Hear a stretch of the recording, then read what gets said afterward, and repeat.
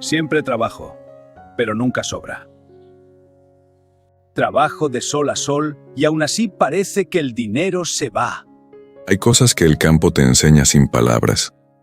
Te enseña que la tierra no da lo que pides, da lo que preparas, que la lluvia no espera a que estés listo, que el tiempo no se negocia, solo se respeta o se pierde. Pero hay una lección que el campo no enseña. Una lección que nadie le enseñó a Sebastián, ni su padre, ni su abuelo, ni los vecinos de toda la vida que trabajaban igual de duro y terminaban igual de ajustados. La lección de qué hacer con lo que la tierra produce. Porque saber sembrar no es lo mismo que saber guardar, y saber trabajar no es lo mismo que saber prosperar. Esta es la historia de un hombre que lo entendió tarde, pero que lo entendió. El hombre que nunca paraba. Sebastián tenía 48 años y vivía en un pueblo de unas 600 personas en el interior, rodeado de olivares y tierra seca que él conocía mejor que su propio rostro.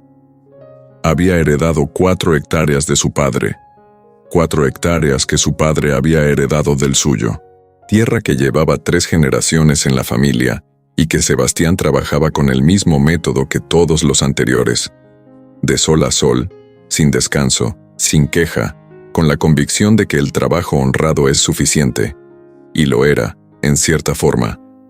No pasaban hambre. La casa era sólida. Los hijos habían podido ir al colegio, pero llegado noviembre, cuando terminaba la cosecha, siempre ocurría lo mismo. El dinero llegaba, y en 3 meses, antes de que volviera la primavera, ya había desaparecido, no en lujos, no en caprichos, en la suma de todo lo que se había pospuesto durante el año, la furgoneta que necesitaba reparación, el tejado que llevaba 2 temporadas filtrando agua, la deuda del almacén de insumos que se arrastraba de una temporada a la siguiente. Sebastián lo llamaba el ciclo, y durante 22 años lo había aceptado como algo tan natural como el cambio de estaciones, hasta que su hija mayor, Rosa, volvió del instituto un día con una pregunta que él no supo responder. Le preguntó por qué trabajaban tanto si siempre estaban igual. Sebastián no contestó esa noche, pero la pregunta se quedó con él. La cuadrícula de noviembre. Ese año, cuando llegó el pago de la cooperativa por la aceituna, Sebastián no hizo lo de siempre. Lo de siempre era guardar el sobre en el cajón de la cocina y ir tirando de él según llegaban las necesidades. Sin orden, sin plan, con la lógica de que mientras hubiera algo dentro, todo estaba bien. Esta vez se sentó a la mesa antes de abrir el sobre. Sacó un papel cuadriculado, de los que usaba Rosa para matemáticas, y lo puso frente a él. Estuvo mirándolo unos minutos sin escribir nada. Luego llamó a su mujer, Amparo, y le dijo que necesitaba que se sentara con él. Amparo llevaba 20 años gestionando la casa con lo que Sebastián le iba dando, siempre con la misma habilidad silenciosa y siempre con el mismo margen estrecho. Cuando se sentó frente al papel cuadriculado, entendió que algo era diferente. Sebastián le dijo que quería saber, por primera vez, exactamente a dónde iba a ir ese dinero antes de que llegara a ningún sitio. Amparo no dijo nada. Cogió el bolígrafo. Durante 2 horas los dos juntos escribieron todo. Las deudas pendientes con nombre y cantidad, los gastos fijos del año siguiente, lo que necesitaba la furgoneta, lo que necesitaba el tejado, lo que costaba la temporada de siembra, lo que quedaba para vivir. Cuando terminaron, el papel cuadriculado tenía números por todas partes, y la respuesta era clara. No sobraba nada. Pero por primera vez, sabían exactamente por qué. Y eso, descubrieron, era diferente a no tener. Era saber dónde estabas parado. El vecino del final de la calle. Al otro lado del pueblo vivía don Aurelio, 72 años, mismo tipo de tierra, misma cooperativa, mismos precios de mercado. Pero don Aurelio había reformado su casa hacía 5 años. Tenía la furgoneta en buen estado. No debía nada al almacén de insumos, y cuando llegaba noviembre no parecía que tuviera prisa por gastar. Sebastián siempre había pensado que don Aurelio tenía suerte, o que había recibido herencia, o que algo le había salido bien que a él no. Un domingo de diciembre, después de la misa, lo alcanzó en el camino y le preguntó directamente, sin rodeos, cómo se habla en los pueblos. Don Aurelio se paró, lo miró y le dijo algo que Sebastián tardó varios días en terminar de entender. Le dijo que él nunca había ganado más que nadie. Solo había aprendido a no gastarlo todo en el mismo mes que llegaba. Sebastián le preguntó cómo. Don Aurelio le explicó algo tan simple que al principio pareció insignificante. Cada año, cuando llegaba el pago de la cosecha, lo primero que hacía era separar el dinero en 3 partes antes de tocarlo. Una parte para las deudas, una parte para los gastos de la siguiente temporada, una parte intocable, que iba a una libreta de ahorro y que no se abría salvo emergencia real. Nada más. Sin cuentas complicadas, sin aplicaciones, sin asesor financiero, solo 3 partes, y la disciplina de no mezclarlas. Sebastián volvió a casa caminando despacio, pensando en cuántas cosechas habían pasado por sus manos en 22 años, y en cuánto de todo eso habría quedado si desde el principio hubiera separado aunque fuera una parte. No hizo la cuenta. Habría dolido demasiado. Pero sí decidió que la siguiente cosecha sería distinta. El año que cambió el orden.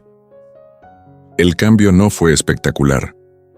No hubo un momento de revelación dramática, ni una cifra que de repente lo resolviera todo.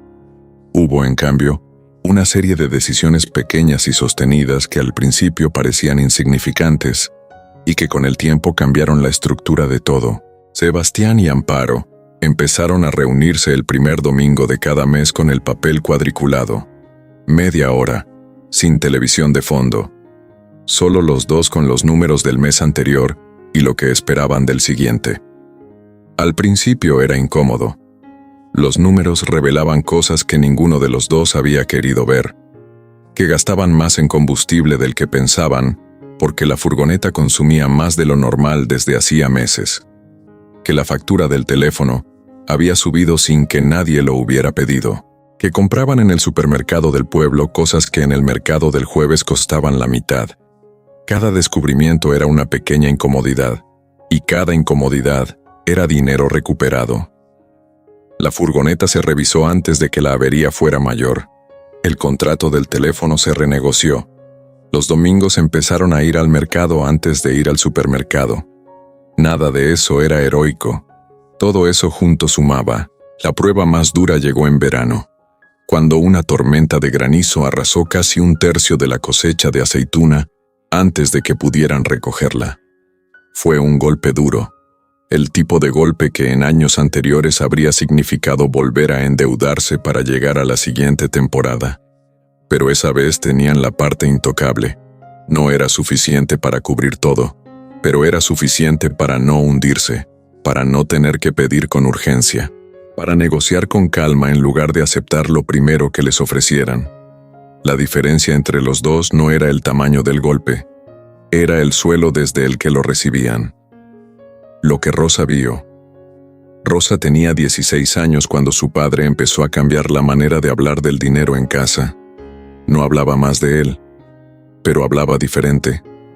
Hablaba de él como de algo que se puede dirigir, que tiene destino, que obedece cuando le das instrucciones claras. Un día le mostró el papel cuadriculado de noviembre. Le explicó las 3 partes. Le dijo que don Aurelio le había enseñado algo que su propio padre nunca le enseñó a él, y que él no quería que ella llegara a los 48 años sin saberlo. Rosa lo escuchó con atención. Luego le hizo una pregunta que Sebastián no esperaba. Le preguntó si podía enseñarle a hacer lo mismo con el dinero que ganaba los fines de semana, ayudando en el bar del pueblo. Sebastián se quedó callado un momento, luego le dijo que sí, y que eso era lo más importante que había hecho en años. Esa tarde padre e hija se sentaron juntos con 2 papeles cuadriculados, uno para cada uno, y lo que antes había sido un silencio incómodo sobre el dinero, se convirtió en una conversación que los dos esperaban tener de nuevo. Lo que el campo enseña y lo que no. Sebastián sigue en las mismas 4 hectáreas, mismo pueblo, misma tierra, mismos olivares. Pero 3 años después de aquella conversación con don Aurelio, el tejado ya no filtra. La furgoneta está revisada. La deuda con el almacén de insumos lleva 2 temporadas en cero. No se ha hecho rico. No ha triplicado su cosecha. No ha encontrado ningún secreto que nadie más conociera. Ha hecho algo más difícil. Ha cambiado el orden en que hace las cosas. Y ese orden, repetido temporada tras temporada, produce resultados que el esfuerzo solo nunca produjo. El campo te enseña a respetar los ciclos, pero los ciclos del dinero hay que aprenderlos aparte. Hay familias que trabajan la misma tierra durante generaciones y siempre están ajustadas, no porque sean perezosas, porque nadie les enseñó que el trabajo es solo la mitad. La otra mitad es saber qué hacer con lo que el trabajo produce. La escasez en el campo no siempre viene de malas cosechas. A veces viene de buenas cosechas mal gestionadas. Y la prosperidad no llega cuando la tierra da más. Llega cuando el dinero que ya produce tiene un lugar a donde ir antes de que llegue a las manos. Don Aurelio se lo dijo con pocas palabras. Sebastián tardó 22 años en escucharlas. Rosa las escuchó a los 16. Esa diferencia, multiplicada por años, es la distancia entre vivir siempre ajustado y tener suelo firme bajo los pies, porque hay lecciones que, cuando se aprenden tarde, todavía pueden cambiar una vida, y cuando se enseñan a tiempo, pueden cambiar una generación entera.